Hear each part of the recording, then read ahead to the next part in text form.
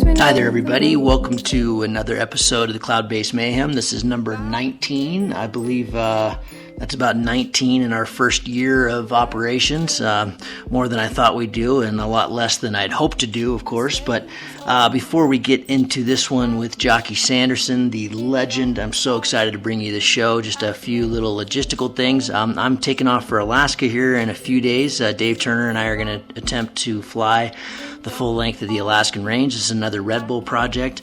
Some of you may have seen just recently Red Bull TV put out, it's live on the internet, free. You can watch the Rockies Traverse. That's been on tour now for the last few months with Banff and a bunch of other festivals, but you can watch it live now in HD on TV. So hopefully get a chance to check that out. Pretty fun film by Real Water Productions, Red Bull Media House. Documents Will and I's line down the Canadian Rockies to the U.S. border back in 2014. We got the National Geographic Adventures of the Year for that one, which was pretty cool.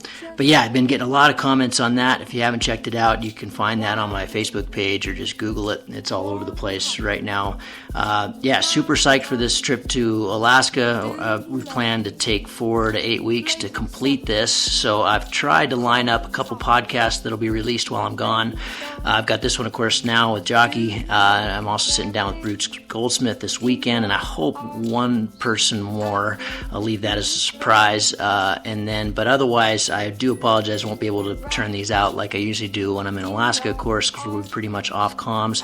You can track that whole thing. We're going to have kind of live tracking through Delorme. We're going to have a map page put up by them and Dave Wheeler. That'll also be on Cloud-Based Mayhem and on the Facebook, so you can kind of see what's going on with that whole thing. It's pretty nerve-wracking in a lot of ways. I've got a little article coming out in Cross Country about it, about the preparation side of things in the next issue, so be on the lookout for that. But we're crossing more glaciers than I can even count. We're going to fly the north side of the range. This is all theory. No one's flown up there really, so yeah, it should be pretty interesting.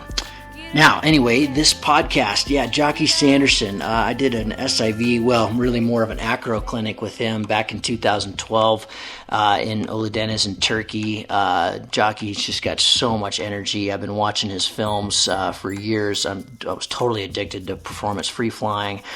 His films Security in Flight, Security Flight 2 are just phenomenal. If you haven't seen them, you must get them. They're fantastic. This episode is packed with info. We go way down the rabbit hole on this one on all kinds of things. Modern wings, should you carry 2 reserves? A lot of things that I think are really going to surprise you. Is SIV necessary? Who's SIV good for and bad for? When are you ready? When are you not? When should you repeat? What's the most important maneuver you should have in your toolkit? All kinds of, I think, really valuable information. I also asked a bunch of questions that came through via the Facebook for Jocky, which he was happy to answer. So I think you're going to love it. I certainly did. Without further ado, Jocky Sanderson.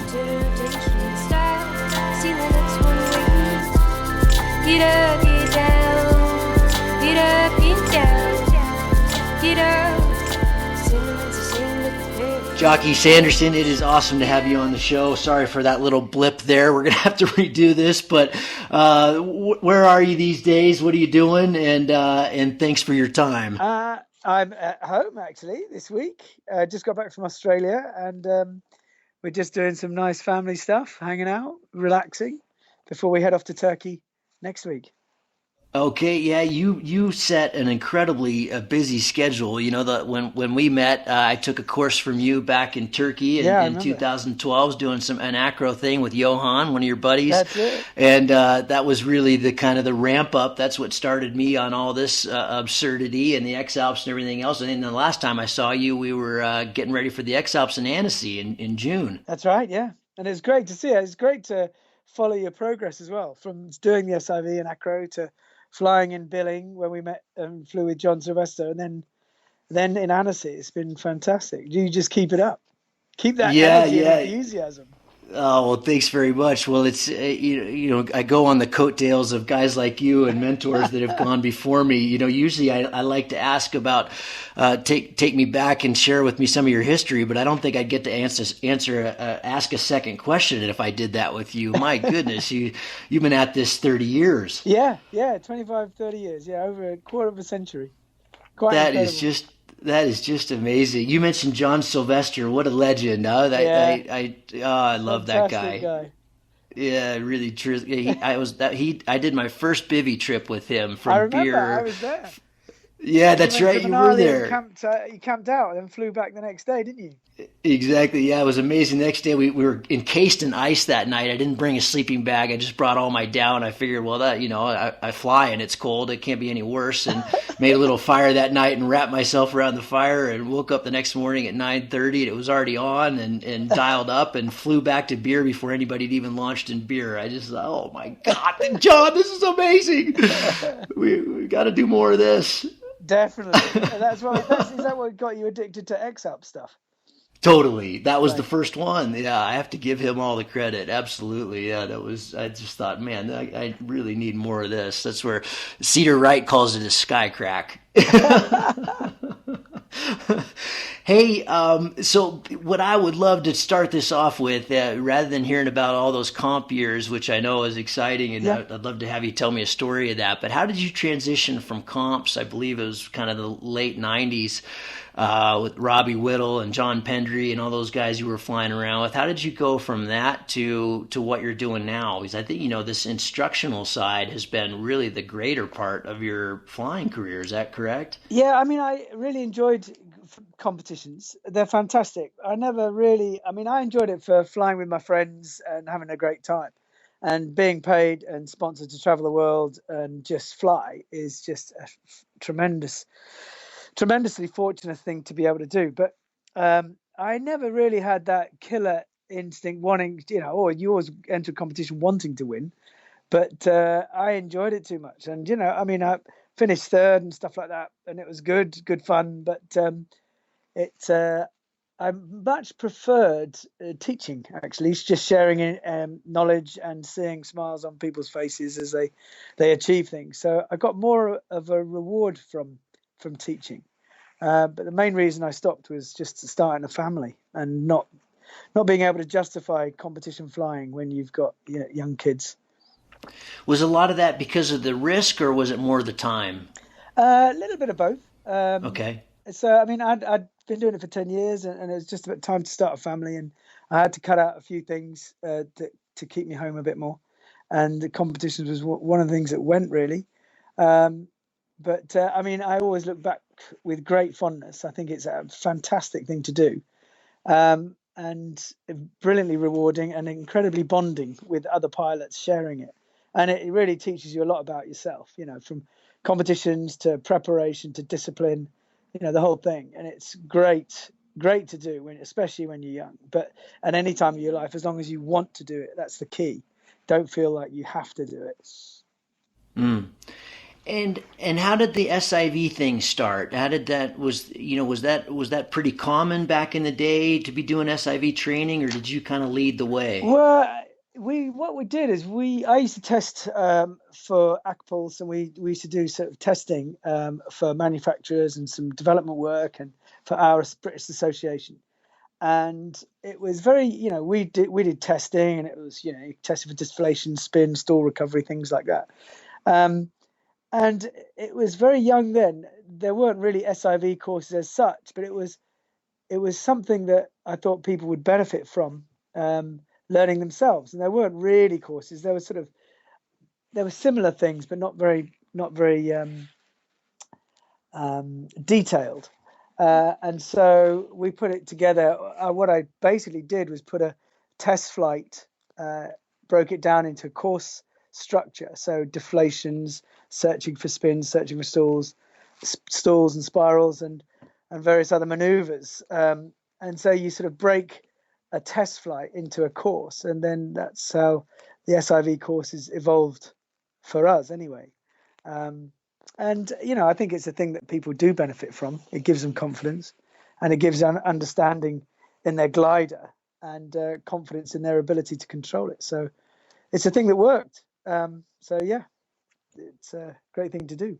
Your videos, performance free flying. I had that on the boat as I was sailing around the world. I learned in 2006, and I would watch that video over and over. I mean, God, it was like the Matrix for me. It was just something I just could not get enough of, and just the quality of it and the way you instruct. I've been trying to send people your way forever, ever since Thank you very those much. early days. But how did you? I guess let me ask a different question. How have things changed for you with SIV, with modern gliders? How have you adapted over the years, and what have you seen? Is it getting safer? I'm asking more than one question here, but is it getting safer? I think in general, yes, it's what's happening is in the old days, people used to have to, in order to get performance, they'd have to sacrifice a little bit of safety. So to get that top end of speed, they'd have to fly a glider that was quite fast or quite dynamic. And so they'd sacrifice a bit of safety. These days, with modern design technology, the the the the curve of performance and the curve of safety are sort of nicely matched now. And so, and also because of education, pilots are flying gliders that are well within their remit rather than feeling they have to fly gliders that are way faster and more dynamic than what they're practically used to. Um, so it's in general, it has got safer, yeah, with glider design and with pilots flying sensible wings now. Um, with the two liners and stuff like that, that's where it becomes more dynamic, more interesting. With the shark nose, with the rakeback lines rigging and stuff like that, that makes it more. We have to change the style of teaching and just develop as the gliders develop, really, and we always have to evolve. Every single SIV instructor would turn around and say, you can never relax on your laurels. You have to keep watching and seeing it develop, because whether if you can fly the gliders yourself, even better, because then you can put it through all the paces yourself and really understand what you're doing. But also you see patterns emerging as pilots are flying out and they're doing stuff, and you think, wow, that was interesting. So you start playing with gliders and seeing the best way to get cravats out, things like that. But in general, all SIV instructors have slightly different ways of teaching, but the main message is pretty much the same, I'd say. And how much is enough or not enough? How much should people be doing SIV training? Um, for themselves, Yeah. yeah. I think when people ask that, when should I do one? And you shouldn't have to do one. Never feel you have to do one. I think the key is when it's holding you back, when that feeling of um, doubt is holding you back. So, you get to a stage in your flying where you're thermaling and you're getting to base and you're flying, but there's a little bit element of doubt. You're looking at your wing a bit, you're braking a bit too much, and you're thinking, oh, what would happen if? And then when that starts to happen, it's time to do a course, because that's the time when you think, right, actually, I want to free up a bit more concentration to focus on good things in my flight, not the negative, which is looking at my glider and trying to control it. So when they get to that stage, which is normally about, depends how you fly, where you fly, but it normally is between 50 and 100 hours as general. People are often want to do it much earlier than that, and some much later, but generally that's the way it will go, where they're just thermaling, just getting into their first sort of 20k flights, and then they start to think, and that's when they start to do an SIV course. That's when it really benefits the pilot, because they get that understanding of the wing, that trust in the wing, and that trust in their handling. It's all about being quick to react, but also quick to back off as well. And that's what SIV teaches you. And it's very important that people want to do it. And that's why I say to people, if they've got 10 hours and they really want to do it, then I wouldn't hold them back either, because they're a blank canvas when they're so little experience. They're just full of enthusiasm, like puppies, but they've got that Mr. Magoo. They get away with anything, just with blind optimism, and they're generally flying gliders that are pretty safe. So they have a ball, and they do these maneuvers that they think, in 3 days you do maneuvers you thought you'd never be able to do. And the progression is very progressive. We don't accelerate people, but it always feels right when they're doing this certain maneuver that they're about to do. And if it doesn't, then they just either hold or go back a few stages. But generally, people really enjoy it and get a lot out of the course. And also, the trust in the glider is immense. But then you can have the same guy coming on a course who's already quite fearful and doesn't enjoy flying, and he's come on a course to give himself more confidence. That's the wrong take, because you need to build your confidence up, and you need to build it up in a nice progressive way, not force yourself. You've got to always land wanting to go back up and do it again. And that's, I think, the key for anyone that does any sort of maneuvers or pilotage or SIV or acro or anything. If you land thinking, oh, thank God that's over, then you should start thinking about doing something else. But if you're landing, wow, that was fantastic, I want to go and try that again, that's when you know it's really working. And SIV does that. You land and you think, oh, if only I could be up there again. I just want to do that again to just make it a bit better. That's the sort of buzz you want to get. I think that's really important for sure. I think the listeners will get a lot out of that. When you and how should you keep going with that? Because when I came and took your course, I was kind of different. I was taking the acro side of things, but everybody there was taking this, your standard awesome SIV course. And, it's so funny to watch the progression of the week, because in the beginning, people are a little bit nervous and then they start to get some confidence, but it's building up to the full stall day. And the full stall day, everybody is silent. Everybody's just so nervous to go up and do their, and then they do it and it's awesome. And they land on the beach and they're through the moon. And I think it was in Performance Flying, you said, whenever you get a new wing, that's the first thing you do is go up and do full stalls and get used to that wing. And I've always done that ever since, with all of my wings. That's the first thing I do as well. But you do want to be comfortable, especially if you're doing over the dirt, with full stalls and acro stalls and that kind of thing. But how do you take people? Where do you leave them at the end of the course, and when should they come back, and what should they still be doing? I think we always want every pilot and instructor who around the world wants to finish the course feeling confident, and happy with their wing and happy with their abilities to control the wing. That's what the whole thing's designed for. I think if the minute if you're doing a course and you start to feel a bit, everyone gets nervous, but it's a positive sort of nervous, because once they do it, it's fantastic and it builds on the next maneuver they're about to do.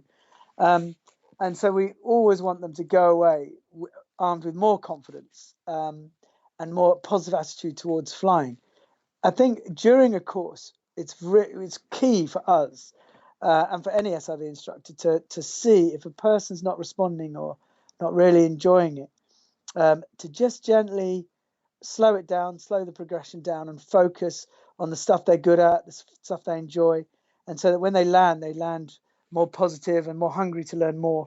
And then we just gently steer them into the right channel, and then we can get them back on track to learning more about the wing, and stalling and stuff like that. But you see, stalling now, it's an amazing thing. The course, always stall day is the quiet day, because that's the one that they're building up to. But funnily enough, now I always ask, with stalls and spirals, so which one did you like? You're most nervous of the stalls, but was it the stall you didn't like, or was it the spiral you didn't like?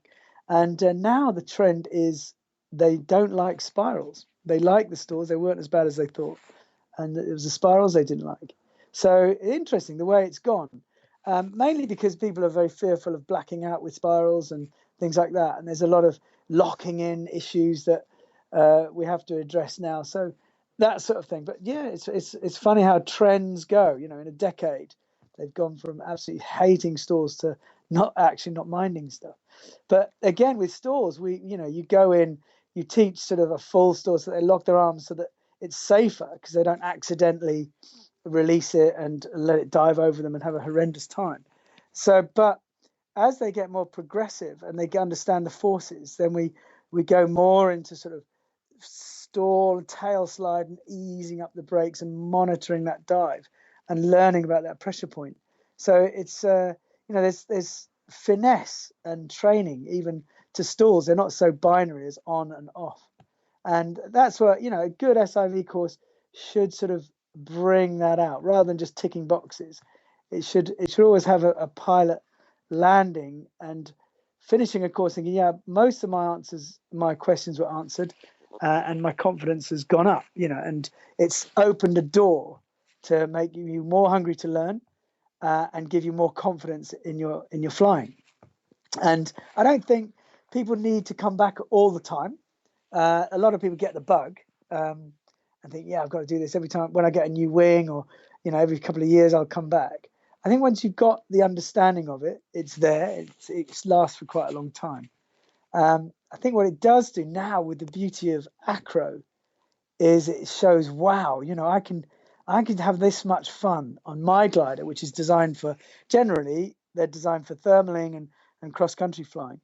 But look how dynamic and actually safe, a glider is in big wing overs and big transitions, and the fun you can have. And it's starting to sort of, people are now thinking, well, I enjoyed that so much, I'm going to try sats and wing over moves and looping moves. And if I really enjoy that, I'm going to progress more into acro. But that's just a complete another sport. It's independent in itself, isn't it? But it's so correlated, isn't it? I've decided after the X Alps this year that I really needed to focus very heavily on acro in these next couple of years before the next one, because it allows you to get into worse air more comfortably. Just that training of knowing what your wing's doing without looking at it. That feel is, you just get so sensitive with acro. I think they really correlate. Yeah, definitely. And the great thing is it's correlating through play, and that's what pilots do. That we're up there enjoying it, and that's the key. That's the end of it. We're up there because we're playing and we're enjoying it. And if you're doing acro and having a ball and playing, it's a totally different spin to if you're up there being terrified on a wing that you're looking at and whoa, just trying to overbrake, and you're just not having a good time. The same pilot and the same wing can be totally different headspace. And yeah, as you say, doing acro totally, because you're so attuned with the glider and the pitch and the dive, and the handling, you can really, you're not even thinking about it. And that's what SIV does. It sort of sows that seed and gives you that little bit of confidence. But obviously, 4-5 days of an acro SIV course will not make you a master. You have to go away and practice and get really into it. And taking the X Alps example, that's a great example, because you look at the conditions you fly in, the wind conditions you have to take off in. No, you don't have to, but Yeah, you if you want to can, compete. and you're safe. Yeah, Yeah. if you want to win or have a chance. But it's not dangerous. It's not dangerous if you train, and that's the key. So you get a lot of pilots that judge X Alps pilots, saying, "Oh, they're just lunatics." They're not lunatics. They're just such athletes. They've trained so hard. They can pop a glider up in 40 k's of wind, easy, and get off a boulder field, no problem, because they know they can, because they've trained. And it's all about training. So, we did, teaching SIV and teaching cross country, we show the pilots the door, but it's up to them to go through it and practice and do more and more to get to whatever level they want to get to, where they get 100% out of the sport that they love. One of the questions, Jockey, I get a lot are people that come in and they, hey, gosh, it's so great to hear from all these people that it's basically their profession. They get to do this all the time. But hey, I've got a job, I've Yeah. got a family, I can really only fly on the weekends. How do I get good? What do we say to them? The 50-hour pilots a year. What should they be focusing on? That is such a good question. I'm really there for them, because they've got priorities. They've got families, they've got work, and they've got perhaps 2 weeks of a year that they can treat themselves to going on holiday with their friends flying if they're lucky. And so you've really got to, we always say to our guiding teams, look, anyone that comes on a week with us, we have to give them 100%, because this is their week. And, we've got to give them whatever they need to give them as much flying, as much knowledge, because time is precious for people. But I think the key is getting stuck in with a group that is as enthusiastic as you are. That's one thing.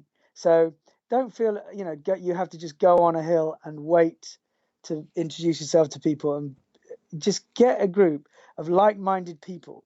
And so if you're feeling a bit flat one weekend, a bit tired, then someone's going to call you and get you out if you're in that group. So you get a group that are all like, come on, let's go out. It's looking good next week. And even if you're busy at work, you might get a little text from your buddies saying, Saturday's looking good. And suddenly you're on it. Rather than just waking up doing nothing on that Saturday, you're actually up, focused. And you've got, guys in the team that are following the weather. The geeks are following the best routes to do. And then you're providing the transport, and out you go and you fly as a team, and with a bit of banter, and you're really getting the most out of the day. And that's the way you'd benefit. That's the way any weekend flyer would benefit from flying. And that's what's happening in the UK now. It was led by, Barney and Mike Cav and all the guys, doing these mega distances, and they're all doing it because they're just a group of mates having a laugh, researching the weather and going for it. And there's no reason why weekend flyers can't do that. And it makes it so much nicer. When you think, oh, could I be asked to go flying today? Yes, you should. And if you've got 3 or 4 mates calling you up saying, hey, what about it? Then it makes you do it. So I would say get out and practice as much as you can, and get a little group of buds that are the same. Different characters, you can't be all the same, but the same focus, the same love of it. And then keep away from the ground suck posse. But when you get onto the hill and they're sitting there saying, it's not looking that good. I wouldn't be going up today. Look at that. Oh, we had a collapse. Keeping away from them and focusing on the positive. And if you arrive with your mates, there's nothing nicer. We arrived I was flying in Australia last week, and I was fortunate enough to get my boys out. So Josh and Seb came out, and we had a family holiday for 2 weeks. And we arrived, Josh flies now, and we arrived at this Blackheath, at this place, and we just looked it up. We phoned a few friends. The guys, the local pilots were fantastic. They gave us top advice. We all went down. We shared some great flying together, and a bit of banter on launch and landing. What a great day, and it's all about not turning up on your own, feeling a bit self-conscious. It's about, being with people and not being afraid to talk and get stuck in with other people. And you can do that better as a little pack, a little gaggle of buddies. And that's what I would love to encourage. I like that. Surround yourself with good folks and mentors, and it makes it a lot easier, doesn't it? Yeah, exactly. And if you're not, you might be the one fizzing people up one weekend, and then others might be fizzing you up the next. And that's the way it should go. But just keep away from the negative ground suck posse, and just get on and do your thing. Jocky, not to go to the dark side here, but just because it's paragliding and it is part of the sport. Accidents, you've I'm sure seen plenty in your years. Are there common threads and themes that you see that cause them? Yeah, I would say it's people often just flying in environments they're not 100% comfortable with themselves, but feel that they should be.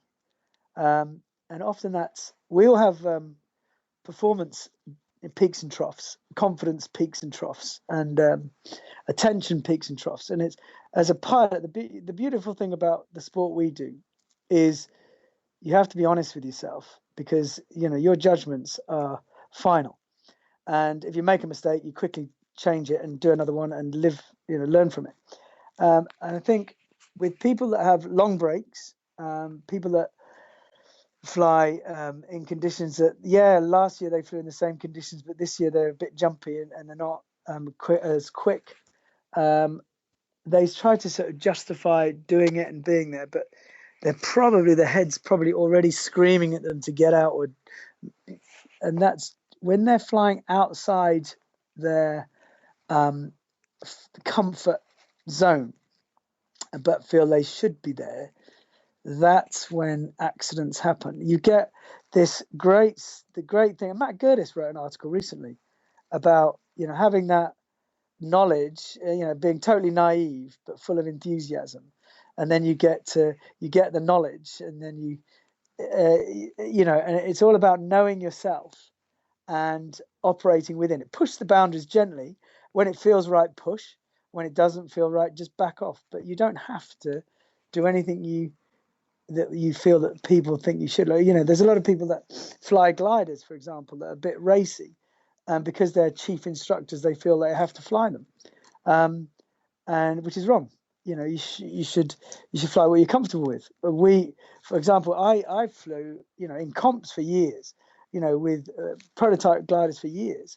But if I take I don't fly much, or I take a little confidence curve one year, I'll drop down. I've dropped down to a rush before, and cruising around on that, because I'd rather be still flying, but in an environment that I'm happy with, than forcing myself to fly on stuff that I'm not happy with, because that'll make me stop flying eventually. So you drop your game a little bit. You enjoy the flying, buzzing around in safe gliders. It then you feel hungry to do more and more, and then you come back up again. So you go back up, and I've got flying my M6, cruising around, having a ball, and it's all about that. And you look at all the top guns that work at it all the time. Even John Sylvester and all the guys that are flying big conditions, they can often, if they'll drop down to the deltas, or any mid-range glider or a lower glider if they're not feeling happy that time, and because they're athletes and they know that's what they're comfortable with.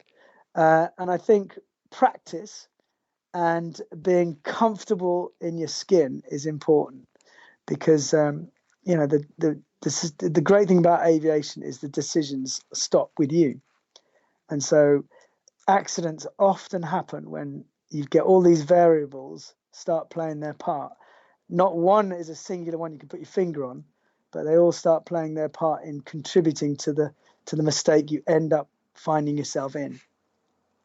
Whether it be in conditions you shouldn't be, on a glider you shouldn't be, or at a time you shouldn't be. They all play their small part towards the actual incident itself.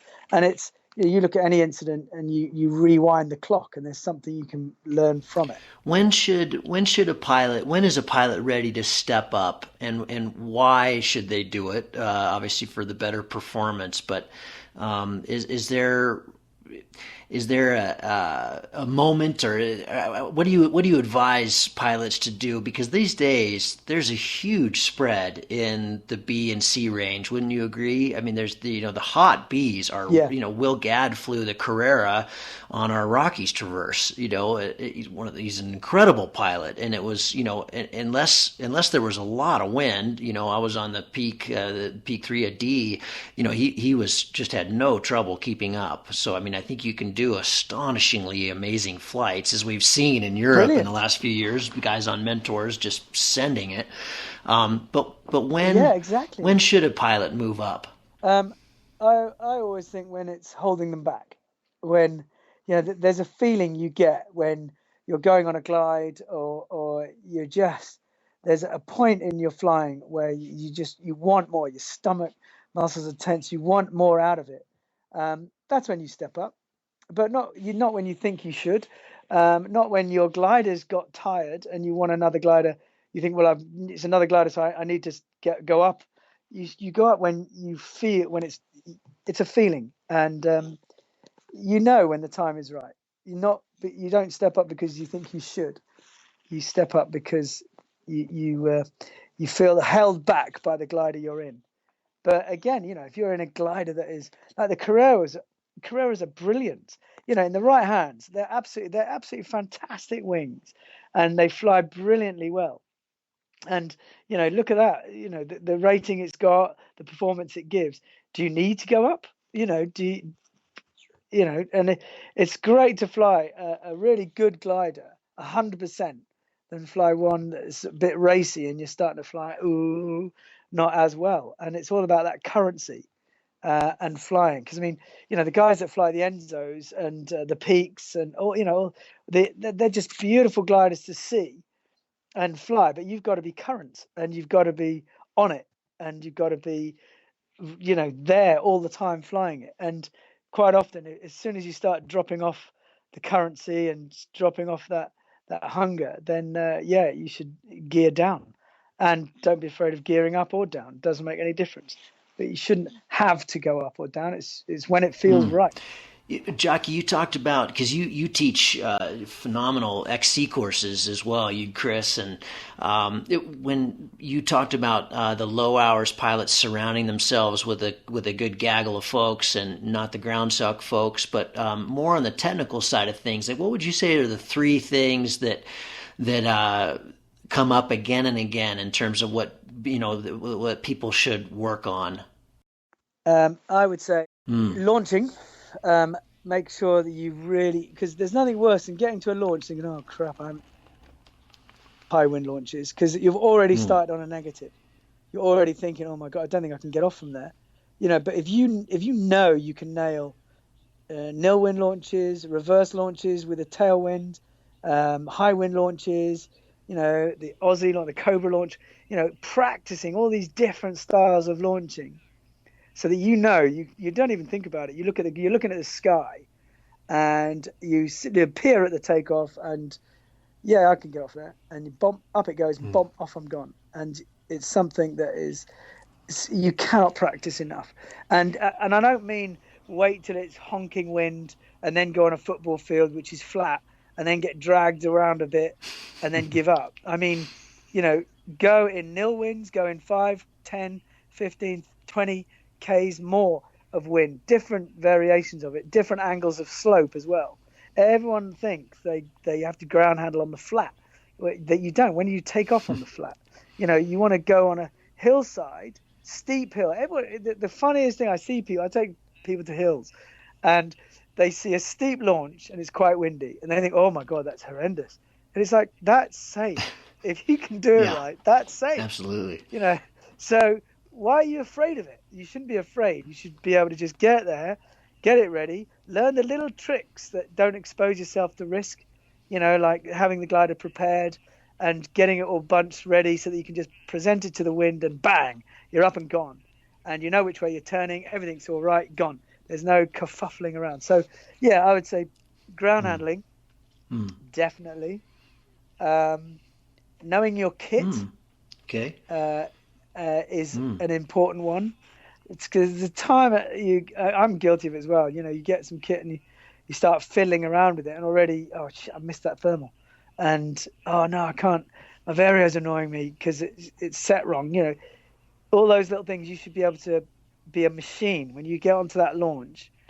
You should have everything ready, everything prepared. So your flight, your kit, your everything, and so you've done all your research. So all you have to think about now is the beauty of thermaling and doing the distance, if that's what you want to do. And so, know all your kit and do your research. And then the third one is practice. But I would say more, because I'm quite a playful person. I'm not, unless I'm mucking around or playing with mates, I'm not very stimulated. So I could get to a hill and float around and start getting bored after 40 minutes.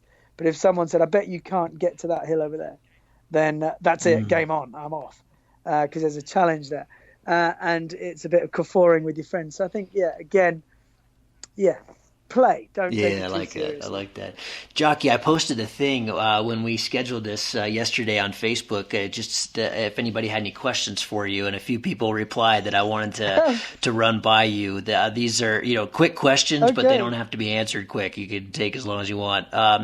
Reserves. Should people be flying with two reserves when they're flying XC? I don't think they should. They don't have to. One is good enough. I think if you manage the main, then you can use that as a reserve anyway. There's quite often situations where the reserve is actually thrown relatively low by the time you get it out, or whatever situation you're in. And so I don't think you need to fly with two. I think what I would say is you've got to depower your main, but if you do need another, if you thought that you wanted to, for whichever reason you want to, but one you can use, you just go fingers in the back, the CD lines, pull them straight down, and you've got another parachute. The likelihood of you ever going into a wing and then having to swim out of it and throw another one is very rare. Um, so there's not many scenarios where you would need to. And I've thrown a reserve a couple of times, and it didn't work because I threw it badly and it went into the lines.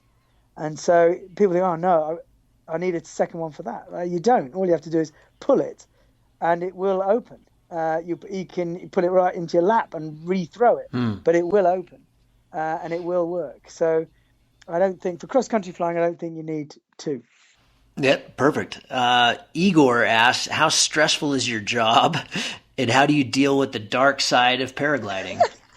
That's a great question. The stressful times are they keep you so on your game, and it's fantastic. I mean, I have to go through from if it's the perhaps the most stressful is when I'm not in control of the guy that is doing a cross country, and you know he's putting himself in a position where he's exposing to risk or something like that, and that's quite stressful for us because it's our job to protect them, and that's when it becomes stressful, or you lose communication for whatever reason. That's when it's stressful. In a SIV environment, when you have to really start thinking, then your heart rate's going as well, and so you're thinking a lot faster, and so it's going into your eyes, from your brain out your mouth and into their brain and down to their hands, and so it's all happening quite fast, but for both. So it's yeah, and you can deal with it, and there's always you can always default to throwing a reserve if necessary, but you want to prove to the pilot that they got the glider out, but that's the stressful times. You deal with it by one, learning from it. So straight away you're never going to know if something happened that's really stressful. You think what created that stressful environment. So you learn from it and laugh from it, if you can. But I think dealing with the dark side, that is a tough question. I think what you do is you just focus on the good. You learn from the bad, but you focus on the good. And I think we have that in us. If you're an adventure sports people, we're exposed to it all the time. And sadly, we see friends not come through it. But, what you have to do is think, they loved it, I love it, and where else would I be? And that's what you say to yourself. And you think, I wouldn't be anywhere else, so crack on. And share it with the people you care about. This isn't one of the questions that was asked. I just have to ask that after your response. Where are you in your own passion for the sport? Do you spend a lot of time outside of coaching just flying yourself? Are you still pretty fired up about paragliding after all these years? Yeah, I love it. And it's now I've got Josh that I fly with as well, so that's great. And so I fly through his eyes as well, and that's the thing about guides, is we have to fly for everybody else. So our standards although we can do it ourselves, our standards and goals also go to the level that we're guiding. And so we get a huge reward from flying 50Ks. But, we land at 50Ks or with someone who's never done it and they're absolutely stoked. And that's just the same as me flying 200. I just get the same buzz out of it. And it's the same, that parallel you take all the way through your flying. So if I was to keep wanting more and more and more, then I would have given up years ago. It's the key is to just enjoy what you do. And even if it's a top to bottom, make something good out of it. And yeah, I tried to do all the big distance with all the boys last year. I just couldn't do it. I was too busy. I was just, you have to really, really devote a lot of time to doing good XCs and looking at the weather and dropping everything and going out and doing it. And that's something, I take my hat off to them because, I suppose I'd love to do it, but I just don't have that hunger. If I turned and I got that hunger, then I'd have to be dropping a lot of stuff. But I take my hat off to the guys that do it. I think it's fantastic. I don't, how Mike Cav just does it is just astounding. I mean, it's great. It's great, listening to your stories and following you and the guys doing, all the guys doing these mega flights, not just X-Alps, but, you see it on Facebook and, the joy that people have when they've landed and they're sharing it instantaneously. And you're looking at it thinking, that's phenomenal. How did they do that? And it's a huge amount of energy that comes from, we're behind anybody that does good things, whether it's their first hour flight or first 100K or the whole of the X-Alps done in a couple of days. It doesn't matter as long as they're sharing it and having a great time and people are learning from it. Then fantastic. Absolutely. That's what it's all about. Jocky, one of the questions I got, I really like this one. What kind of pilot in your SIV courses, or I guess in your XC courses as well, are you least worried about, and are you most worried about? The least is pilots that have come from another field where they have a natural skill. So whether it be a climber that's got the same philosophy or another a pilot from a different discipline, you know that there are certain people that have got it, that can take information on and act on it. And so you get quite a natural pilot.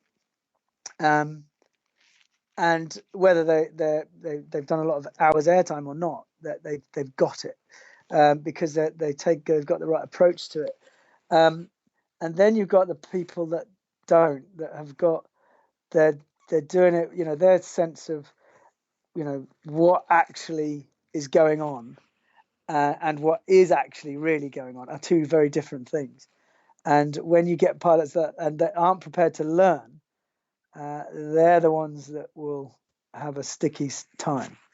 So it's those ones that you're most wary of. But it's not just young pilots that are very good and easy to teach, but they're generally it's the younger generation that are much quicker and easier to teach than the older ones. And I think it's when people are trying to be something that they're not. And I choose that words very carefully because I want everyone to enjoy flying, but within a bubble that they're comfortable with. And so, it's great that people, want to do maneuvers and get stuck into it, but you don't have to. And some people sort of put themselves into positions where they think, I should be doing this. When if you don't enjoy it, don't do it. And that's the key. We get a lot of pilots that, who was it? Oh, it was Hugh Miller. He'd brilliant XC flying, great pilot, and never wanted to do an SIV course ever. And then he did one, and with Fabian, and he had he thought it was fantastic, he thought brilliant. But all that time before that, he felt, I don't want to, I don't think I have to, and you don't. And as long as you don't push it, then you'll be all right, I suppose. But you'll really benefit once you do it. You'll really benefit from it. But it's all a question of you can often teach people that either don't want to be there or their hands and arms aren't doing quite what they should be because it's the same as a person that you see taking off and their bodies are going forwards, but their feet are doing little steps because they're trying to say, what are you doing? It's like taking a passenger tandem and they don't want to go. Run. And you go right over their shoulders. And people on SIV course. Yeah. People on SIV course do that. They can. And that's when you think, oh no. And that's when we gently go back or we set smaller tasks that they can achieve, bite-sized tasks that they can achieve, and they progress in a different pace. But I mean, you also get these guys coming on a SIV course. They hoon through it. They think this is fantastic. Can I try sat? Let me do this, and I'll stall from the spin, and this is brilliant. And then you get other pilots who think, sod that. I'm just going to do a couple of stalls. That's me done. What is the No Yeah, man right, is a right. limit in his own What is course. the most important maneuver to have nailed? Like when you leave one of your courses, what do you want? What's the one that you think? Oh, I'm really glad they've got that one. And is that the same one that people should continue to practice? It's wingovers. That is the one that they should. They don't, will never always nail wingovers in one course. It's very hard because there's a lot of things I've got to do. Um, but when you get wingovers, that's the thing you can really apply to thermaling and switching in cores and getting up from low down or getting up from in a cliff face with trees and have that confidence to throw the glider around knowing you've got it, don't worry about it. That's the thing that is people should take away and practice. And yes, they should understand what it feels like to start to spin so they know what it feels like. um, and back off it and use that dive to their advantage. You're trying to get into a thermal and it starts to spin. You just ease off gently, it dives, and wham, you're in the core. So it's using things like that to your advantage and getting stuck in. And that's what SID does for you. Gives you that confidence to just, oh, there it is. Yeah, use that. I'll have some of that and dive and whoop, I'm in. And I think what they should take away is practice, the need to practice, because you can't just turn up, tick the boxes and go away. It should say to you, bloody hell, there's so much more to this glider that I need to learn, and I'm going to go away and practice. So wing overs, not big ones, just smooth ones and symmetric ones, and just throwing the glider around with perfect happiness is the key. Yeah, and really good wingovers are not easy. They take a lot of time to get good at They're good not easy. wingovers. No. Yeah. Yeah, hell of a lot. Oh! Big ones, but Oh they'll soon no! be followed by I'm over my like wing. What do now. I do now? Yeah, no, I wasn't expecting that. Jockey, I've just got a couple more here, and then we'll wrap it up. I really appreciate your Go time. ahead. What has changed? We talked about this a little bit in the beginning, but what are you teaching differently with the advent of shark nose with modern wings? What's changed in your world? You talked about the prevalence of that it's easier maybe to get into a locked in spiral if you're on a hotter B these days than it was before. But take me through a little bit. How have you adjusted things in the last 5 years in your teaching? It's more about the piloting really. Is getting the deflations. We can still achieve deflations, and getting the understanding of the change in weight, accelerating into the turns.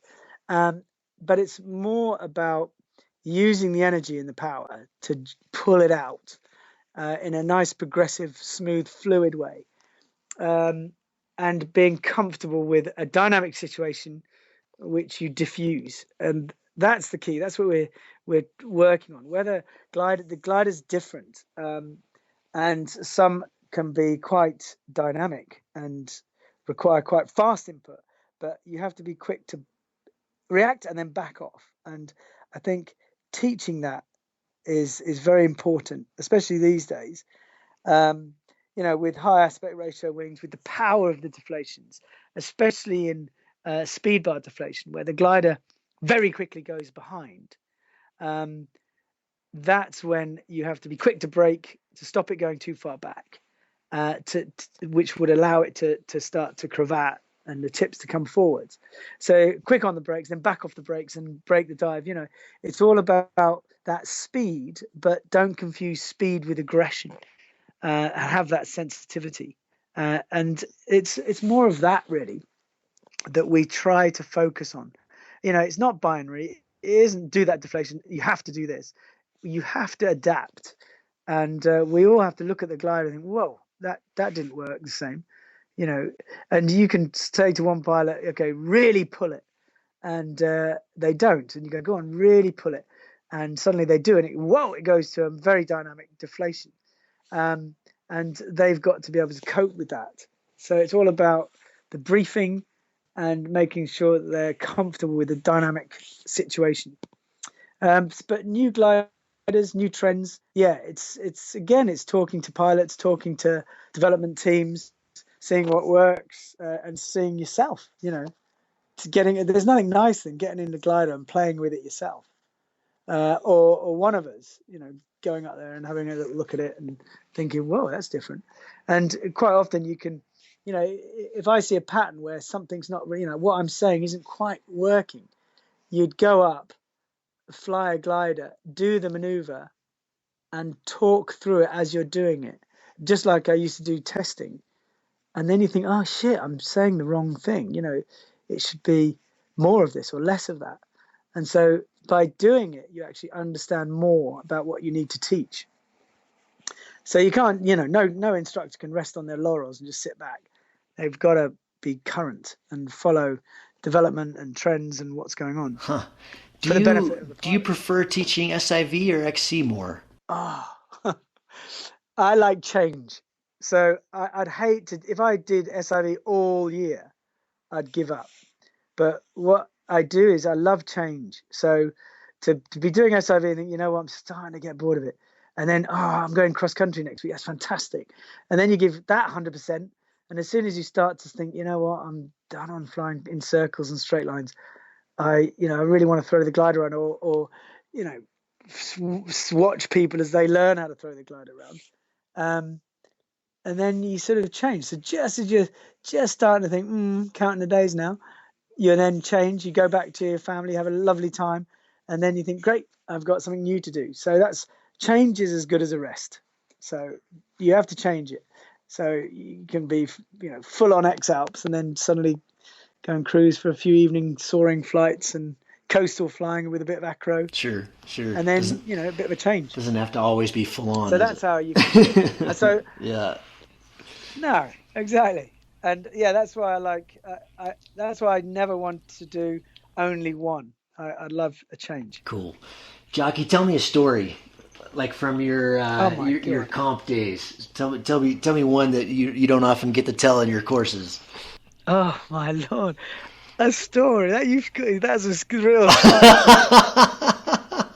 Well, one of the feedbacks I've been getting, when I talk to guys that have been around for a long time, and then I'll hear from Nate or Matt, the guys that I'm local around. Oh, you should have asked them about that time when they got sucked into a cloud, and but I don't have the history, I don't know it, so I want to give you the opportunity to tell something funny, something that happened to you. Yeah, but it's not. Or just good, or tense, or. I tell you what I love is talking of funny. I remember being in Castan de Sos. That was a world's, I can't remember when it was, 97. I can't remember. And it was such good banter. And I hope it is, I'm sure it is still the same. But we'd always get drunk in the evening and you'd be out there slightly hungover. But you're sharing the time and you're doing the course and the task. And the great thing that really made me think, wow, this is just such good fun, was being in a gaggle. And it was Chris Muller, fantastic pilot, brilliant spirit. And we're telling a joke, and in a thermal. And there's a whole gaggle of pilots. It was the first 30K, so there's still loads of people there. And in this gaggle, shouting the joke right down through the column, and passing up, and you can hear the pilots all, what would you say? The Germans said, what? What does it mean? What's that? And going all out of the column, but we didn't have a chance to finish the joke because we just got to base. So everyone we get up to base, and we all go on a glide, all serious, go on a glide, staring each other out your sunglasses, and then you get to the thing, and we arrived at this, we started telling the joke in. We could hear shouts from down below, go, wait, I'm not close, wait. It's okay, wait. You have to wait till everyone gets in the thermal. Okay, go, what's the joke? Finish it off. And that sort of banter. I love it. And I think that typifies competition flying. So, you might be competing with each other around the world, but you still want to share a good joke. I love it. I love it. That is a perfect place to wrap this up. Jocky, thank you. Thank you so much. Thank you so much, man. I really appreciate it. I hope I get to do more flying with you here in the future. We're going to see you, and we're going to be seeing you sounds like this June and July back in Europe with one of my, with Ben, my trainer for the X Alps. So that'll be a blast. So we'll see you soon. I look forward to seeing you. Sounds good. And following your progress. Thanks a lot, If you need man. anything, just give it a shot. Will do. Appreciate it. Take care, dude. Cheers, Jocky.